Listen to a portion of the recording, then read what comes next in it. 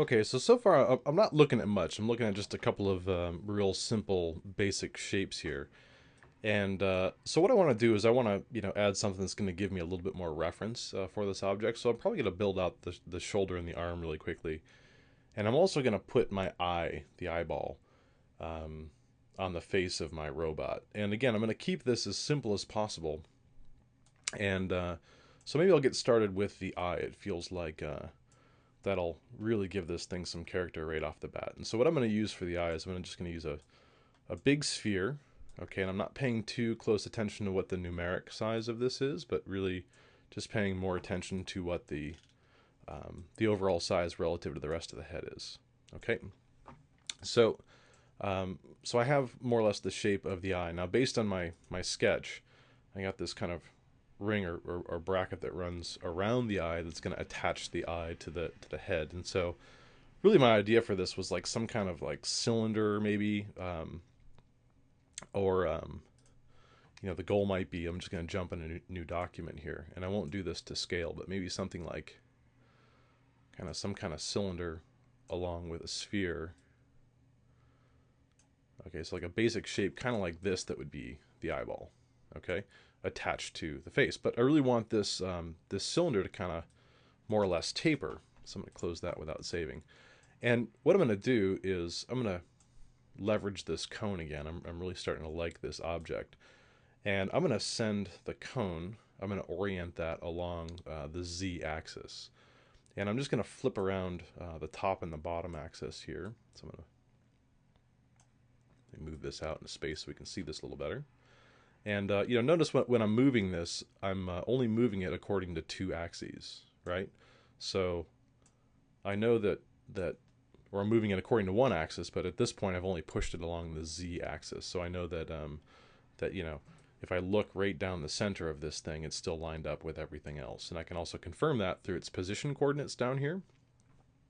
So again, at this point, I'm really just reinforcing kind of the workflow that I already know about, and really taking some time to understand how to kind of move these objects around. So that's really the shape that I was going for. I'll move this up and kind of center it with the sphere. Now, I could center this a couple of different ways. I could go back and use that function center, but also the center of this, I'm really looking to center this along the y-axis, okay? Because I know it's centered along the x-axis, right? And I don't really care about it being centered along the z-axis, because I'll just make a decision about what that should look like in a bit. What I'm really interested in is what is the y-axis? How does the y-axis line up with the y-axis of the sphere? I could eyeball it, no pun intended. I could just kind of look at it and make a decision. And I can get pretty close and pretty precise, and maybe I don't want it exactly. I mean, that could be exactly what I want. It's a little too big, and I need to resize it.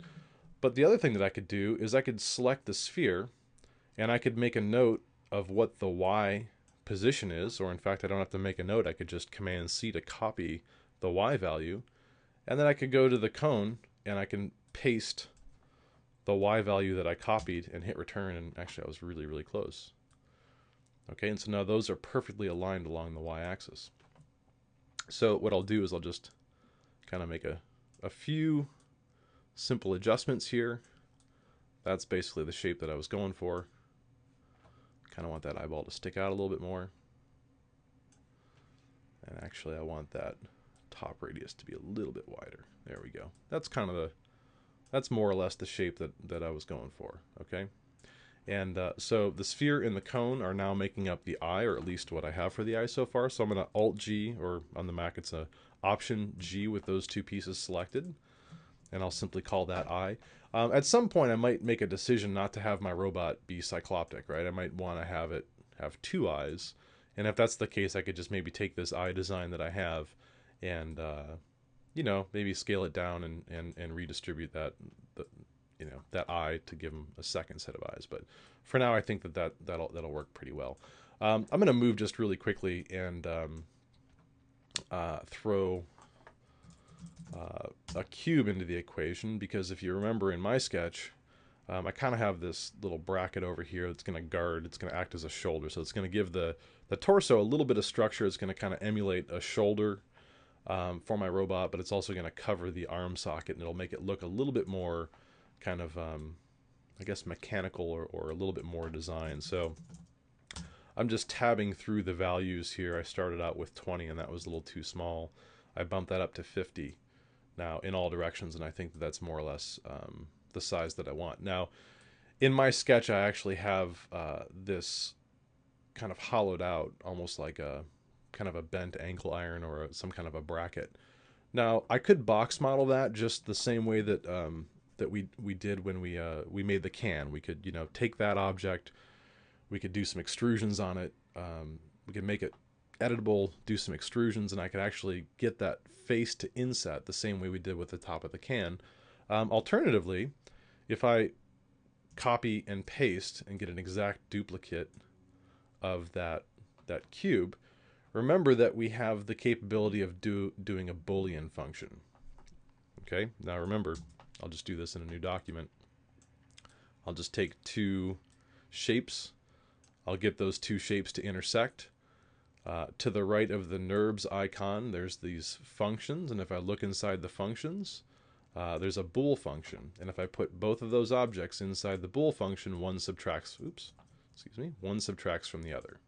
Okay, so now I have half a sphere, and that's because the cube and the sphere are intersecting inside a bool. If I change the hierarchical relationship, make one come first, that cube, that first object is the one that's sticking around, the second object is the one that's subtracting from the other one. And so I'm going to use this bool strategy. I'll just delete that. I'm going to use this bool strategy here to really simply kind of cut out this bracket. So what I'll do is I'm going to make my second cube a little bit smaller. I'll try 40 in all directions, and maybe actually I'll keep the Y still 50, but I'll change Z as well. So it's a little bit smaller. I'll just kind of move that down. Now I'll get those two to intersect, like so. Okay, and so if I take those two shapes, oops, wrong menu. I'll go to bool. I'll take cube 1 and cube 2, and I'll just throw them inside the bool. I obviously got those shapes backwards in the hierarchy, so I'll just move the other cube up, and now when I look at that, that's exactly the shape that I was going for. Okay, so I have this bool now is effectively my what I'll call my shoulder.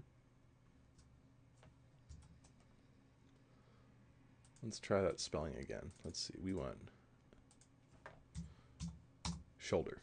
Okay, and I can always go back and rename this, but if I'm naming stuff on the fly as I'm working with this object or as I'm building this character, it's going to help me stay really organized. So now I do want to just make a few tweaks, and really the nice thing about working like this is that would have taken me a lot longer to actually model that shape than it did to throw it inside of a bool object.